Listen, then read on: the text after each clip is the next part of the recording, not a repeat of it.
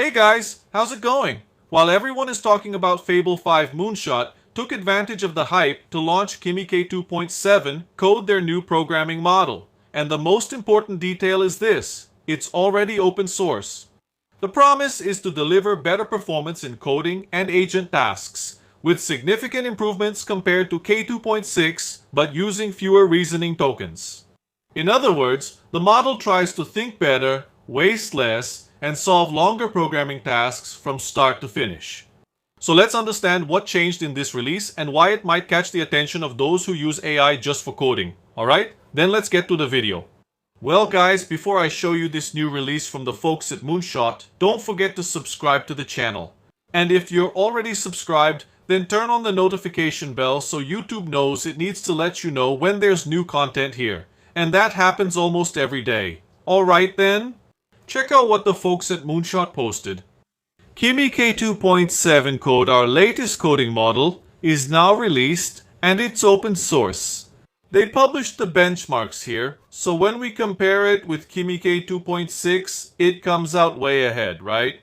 Here on Kimi-Code Codeband v2, the new model reached 62 points, and the previous model 50.9 points. When we compare it with other models here, like GPT-0.5 and Opus 4.8, which isn't even Anthropic's most advanced model anymore, then it falls way behind, right? It only reached 62, the OpenAI model got 69, and Anthropic's got 67.4. When we move over to Program Bench, it's the same thing. When we compare it with the previous model, it has 53.6 here, Kimi-K 2.6 has 48.3. But then, when compared to GPT-0.5 and Claude Opus 4.8, we notice that it's always behind. So actually, this new model is an upgrade. It's better than the previous version, Kimi-K 2.6, but when the comparison is made with top models like GPT-0.5 and Opus 4.8, which are still great models, even after the launch of Fable 5, we see that it's a bit behind. But let's see this working in practice. Here on Moonshot's page, on Hugging Face, they're saying the following: Introduction to the model. The Kimi-K 2.7-Code is an agentic model focused on coding based on Kimi-K 2.6. Like I said, it's an upgrade, not a generational change. Moving on, with substantial improvements in real-world long-term coding tasks.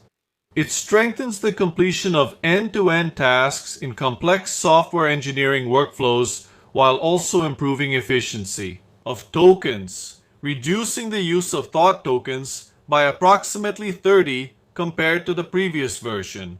So, in addition to improving reasoning ability and solving long-term tasks, they're saying here that this new model uses 30 fewer tokens than Kimi-K 2.6. How do we access it?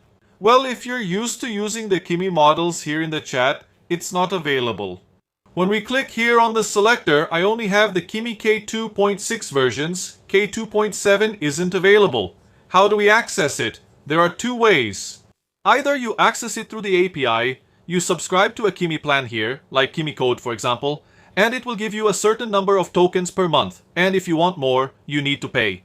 If not, you can install Kimi-Code on your computer. On this page, you have access to all the installation commands for Mac, Windows, VS Code, and also for Cursor. Then you just need to follow the instructions here, copy these commands into your terminal, and the installation will proceed normally. So for now, at least at the time I'm recording this video, Kimi-K 2.7 isn't available here on the web version. You'll need to use the terminal or use VS Code for example, or Cursor. Either way works. You just can't access it here on the Kimi website. Okay, but how much does it cost to use the API? Look, the K 2.7 code model. For input, it will charge you $0.95 per million tokens, and for output, $0.40 per million tokens as well. If we compare it with Fable, for example, which is the most advanced model, the latest model from Anthropic, we spend $10 for input and $50 for output. In other words, it's almost unfair to make this comparison here with these API prices, because even though this is Moonshot's most advanced model, it charges very little for the API. For those who aren't familiar with these terms yet, IDE and CLI, the CLI is basically just your computer's terminal. So, when you're using Windows, for example, you flip this switch here, copy this code, and take it to PowerShell, Then when you open your terminal again and type Kimi, you'll see this terminal interface. So, you don't have an app here to use Kimi natively. If you want to use it through an app, then it has to be through VS Code. So, when you install the Kimi extension here in VS Code, you'll have this interface. And notice that I'm already using Kimi-K2.7 here. And then, you can ask for what you want, obviously respecting the limits of each plan. So, the more you use it, the more you pay, if you're using the API for example. So let's go, because now I want to show you what I was able to create with this new model. To do these generations, I used the CLI here. That is, the terminal version of Kimi-K2.7. I prefer to do it this way because when using it inside VS Code, there are some limitations, like for example, image generation. Using this moonshot model inside VS Code, I'm not able to generate images. And it could be a flaw, or maybe I just don't know how to do it. But every time I tried to use the Kimi models inside VS Code, the most it managed to generate were those SVG files, those vector images, but actual images didn't work. So I prefer to use it here inside the CLI. How did I do that? I came here to the page, chose Windows, copied the code, opened my PowerShell, pasted it, and pressed Enter. It asked me to authenticate with my account because you need to have a plan to use this new model. I entered my credentials there, and from then on, the model became available here inside the CLI, that is, in the terminal here, using Kimi-K2.7. Notice that it has a context window of 262K, so you can use it as much as you want. You can do pretty much everything, and the usage is really low, okay? I did here, let me count, 1, 2, 3, 4, 5 generations, and I only used 10 for my plan for my 5-hour quota. So, if I were using Opus 4.8, I'm not even going to mention Fable, which uses a lot, I definitely would have run out or gotten really close to running out of tokens with those 5 generations, which are worth about 5 hours. So, let's go. The first generation I did was this one about the solar system. All of this with just a single prompt, okay? Without me having to do any editing at all. And look, it gave me a really nice result here. I have the planets, just like in other models I've already shown here on the channel. And when I hover the mouse over them, I get information about each of the planets. I can also adjust the axis here, right? So this 3D part is working perfectly. I can pause the movement, I can increase the speed, remove the labels and put them back again. I can focus on the sun and reset the camera. So, controls are working perfectly. Rendering is okay. It added some textures to the planets here. It's not the best texture in the world. He basically just changed the colors here, but it's working just fine, just like other models I've already tested here on the channel. Not to mention, of course, the more advanced models like GPT-0.5, Opus 4.8, or Fable 5. Next example now. Well, using QMK 2.7 here in the terminal, I asked it to create a web page introducing itself, right? Talking more about QMK 2.7 and this generation here, I thought it turned out really cool. Here on the side, it added this browser. So, when I click, I go to specific parts of my page. Coming back here, you can see that I have animations that were added here. Look, as I scroll down here, the items appear here on the timeline. Then he added, "See me in action," and then the items start appearing here on the page. And I have these two animations here, which I thought turned out amazing. So, for front end, for rendering the site, I thought he created a really cool experience here, worthy of more advanced models. Why? I have these fully functional menus here, all of them work exactly as they should. Here in the background, he added this animation which I thought was very coherent and in very good taste. I have these lines here that are connected by dots. And as I scroll down here on my site, I have the buttons, the animations. In short, all the elements I asked for in my prompt were delivered here on my site. So, for front-end rendering, it passed with flying colors. Then, as expected, the channel's mascot, I asked it to create a replica, a representation, an emulation of Flappy Bird. Let's see how it turned out here in the Kimi-K 2.7 version. Look, there's my little bird here, the pipes. The graphics look cool, right? I'm going to start again. So the graphic rendering here is awesome. And I'm really a lame dad, right? I have the parallax effect there in that background displacement. The little bird here turned out great too. I have the score there. I died again. So, he managed to do it properly, in a way very similar to other more advanced models that I've already shown here on the channel.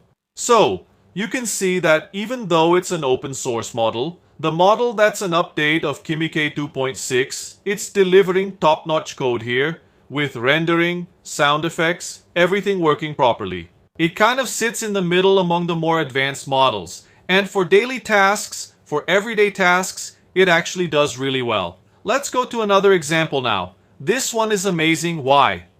I've already done an example like this with Fable 5. I don't know if you remember the previous video, but take a look. I asked it here to create a replica, an emulation of the game Monopoly, the real estate board game. But instead of the usual streets and companies on the board, I asked it to put science, startups, and things related to technology. This was the version delivered by Fable 5, which doesn't really look like the Monopoly game. So, to play, you just click here to roll the dice. Then it makes the move here. Then it goes to the next player. And that's how it goes. So this is the result delivered by Fable 5.